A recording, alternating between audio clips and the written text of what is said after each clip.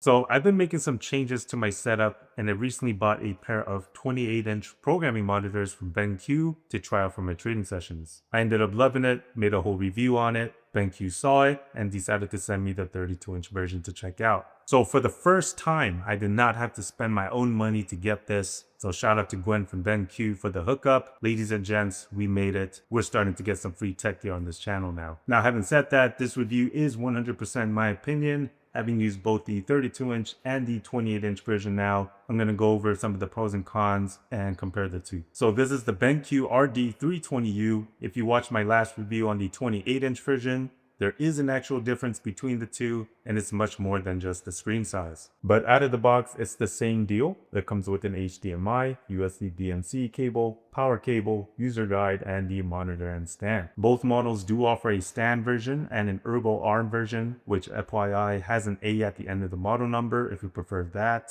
The 32-inch stand goes for $650 and the Ergo ARM goes for $50 more. I got the stand version, and here's the first difference that I noticed. So one of the issues I had with the 28-inch model was that the stand tilts and swivels, but it doesn't rotate. But the stand that comes with the 32-inch model does rotate. So if I wanted to work in portrait mode, which I often do, I can do that out of the box with the 32-inch. But here's what confused me. I noticed the stands on both looked identical, so I tried switching and putting the rotatable stand on the 28-inch screen to see if it works.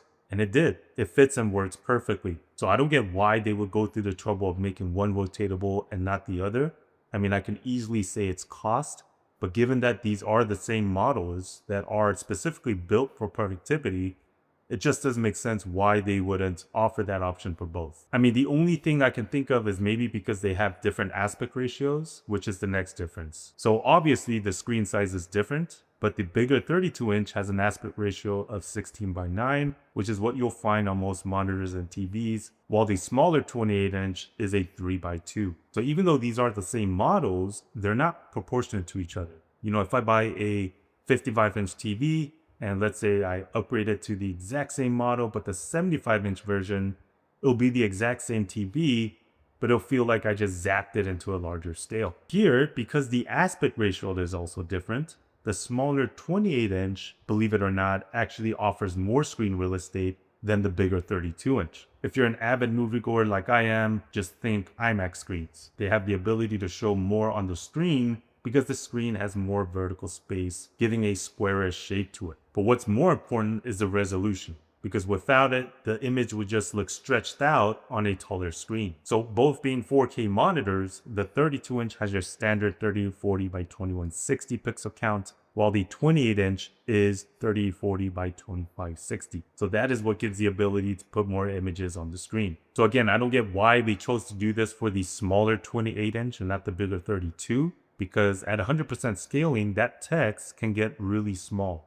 So it would actually make more sense to offer those additional pixels to a larger screen. But one cool feature about the 32-inch model is their split screen options. So first, they have what's called a dual view plus, where I can actually split my screen and adjust my viewing options for each side. So for example, if one side I have my charts and the other, if I'm doing any sort of fundamental analysis on the company, I can change the view mode to like this e-paper mode, which will make reading things like news articles or 10Ks more easier on the eyes without affecting the colors on the side of my charts. The second is their PBP, or picture-by-picture mode, which allows me to connect two separate devices and display them on this one monitor. So if I wanted to connect my PC, which is what I day trade on, and my Mac, which is what I swing trade on, I can connect and use both on this one monitor as a split screen. And I can mess with that dual view plus settings to adjust the viewing options on each side. And finally, their PIT mode, or picture in picture, which is nothing new. We've seen these on TVs where I can display a second output on the screen and position it where I want. So those are the main differences that I see with this bigger 32-inch model.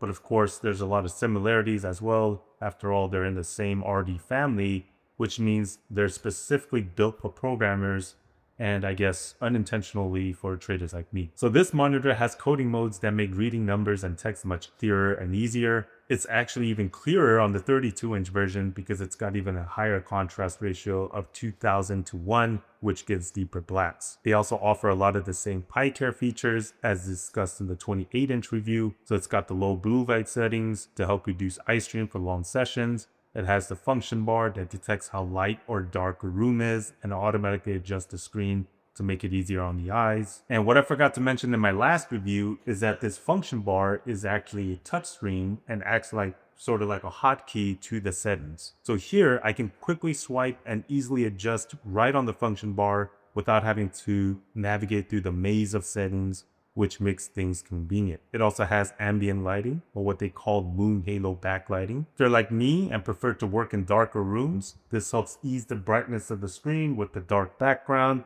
by giving that soft glow, so that light to dark contrast isn't as harsh on the eyes, which is what can cause eye fatigue during long sessions. And not only can this be dimmed, but I can also change the color temperature from cool to warm to match the vibe of the room. And of course, the same anti-glare matte screen to make it easier to see in brighter or sunny environments. In terms of connectivity, at the bottom of the monitor, it has the same audio jack and 3 USB ports, but here one of them is a USB-C. And the back has 2 HDMI ports instead of 1, along with the same DisplayPort, USB-B, 2 USB-C ports for KVM connectivity. Yes, this has a built-in KVM switch, which allows me to connect one mouse, one keyboard, or any other peripherals into the monitor and have it work on multiple systems. So here's how I have it set up. I connected my mouse and keyboard to the bottom USB ports and the USB to my PC and USB-C to my MacBook, both cables which came with the monitor, and now they just all seamlessly work together. I don't need to worry about unplugging and replugging my mouse and keyboard when I'm switching between the systems. All I would need to do is change the output to whatever device I want to work on, and I'll be able to use it without a problem. And finally, it also supports daisy chaining, for those of you who wanted to know exactly how I have that connected. So normally I would have my PC connected using an HDMI on my first monitor and a display port for my second monitor. But with daisy chaining, I have my PC connected with a display port to my first monitor. Then from that monitor, I have it connected with a USB-C to my second monitor. And that's it. This allows a cleaner setup and just makes cable management a whole lot easier. So the main difference between the 32-inch and the 28-inch version is the 28-inch has more screen real estate, even though it's a smaller monitor. It has a 3:2 aspect ratio, so it's more of a squarish screen, giving it more vertical space, while the 32-inch has a higher contrast ratio, giving it deeper blacks, which means even better numbers and text clarity, and a bunch of split screen functions like the Dual View Plus, picture by picture, and picture-in-picture mode. Comes with an additional HDMI port along with 3 USB ports, but one of them being a USB-C. And then they share the same eye care features, a built-in KVM switch, daisy chaining, and both has a measly 60Hz refresh rate, which is fine for trading, but not doing any serious gaming on these monitors, so strictly built for work. As for the actual build itself, the built-in speakers that comes with it is just as horrible as the one that came with the 28-inch model. There's only one opening on this monitor, and that's the grill on the top, and the speaker is somewhere inside that shell. In my last review, I mentioned that the sound sounded like it was coming out of a cup, and it's no different here. It's the same horrible experience. This also got the same bulky, outdated design, mismatched colored parts with the black, gray, and brown. And I was told these RD models actually won the IF Design Award for 2025, which I'm guessing was more for their personality than their looks. So having used both now, I would have loved to see just a single monitor that has all of these features versus 2 separate monitors with separate features. So I would probably start with the 32-inch and put the 3:2 aspect ratio with the additional pixel count so that the text doesn't get too tiny at 100% scaling. And that would also make the split screen options even more useful with the additional room. But unfortunately, these are 2 separate monitors, and me being a trader, that additional screen real estate is what gets me all tingly, which is why I ended up buying the 28-inch version when I was shopping for these monitors. So in conclusion, the 28-inch is what will be staying on my desk. Like I said in that review, these are hands down firmly my favorite trading monitors.